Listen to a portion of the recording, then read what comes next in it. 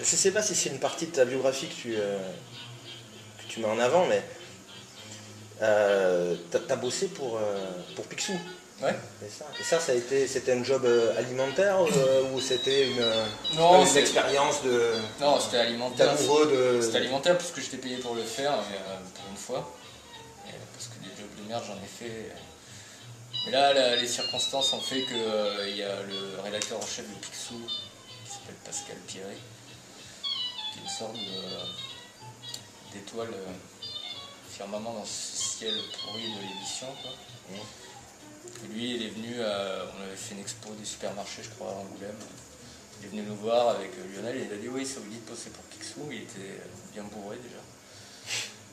Et nous, on a dit oui. Et voilà.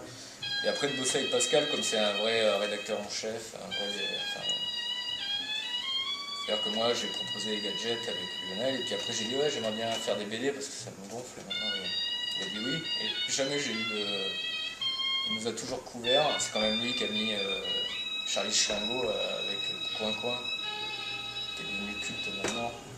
Et il a couvert Schlingo pendant 12 numéros.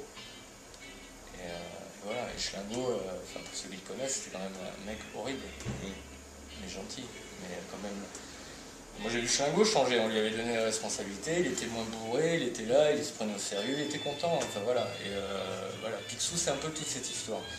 C'est-à-dire que même moi, quand j'avais envie d'arrêter, parce que j'avais d'autres trucs à faire, j'ai mis un an à m'arrêter pour pas trahir la confiance de Pierret qui avait pris le risque, ce qui est énorme, parce que lui, c'est comme tous les autres derrière.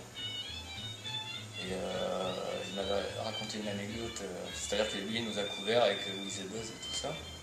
Donc les mecs comprenaient absolument pas ce qui se passait avec la chef et tout ça. Et puis ils ont fait un. Comment on appelle ça ? De sondage auprès des gamins de ce qu'ils préféraient dans Picsou et tout ça. Et on est arrivé en tête, devant Karl Barks et tout ça. Donc les mecs de la Hachette me racontent, ils avaient fait des camemberts avec des pourcentages et des trucs, et puis on arrivait.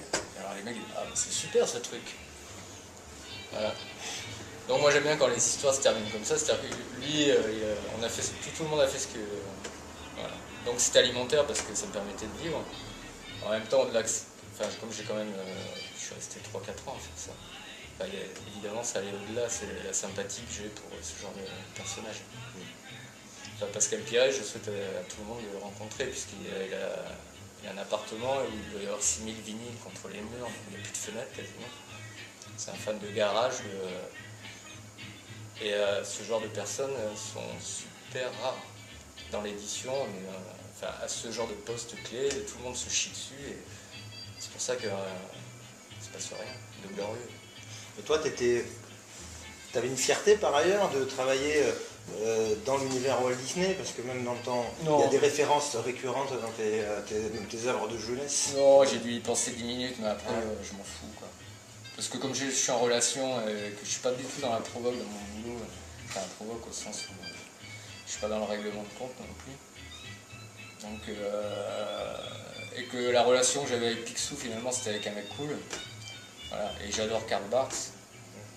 Donc j'avais les Picsou gratos, donc je pouvais mater les épisodes que je ne connaissais pas. Après, le côté Disney, tout ça, c'est avant ou après Picsou, de toute façon, ça ne change rien. C'est juste un poil ironique, cette situation.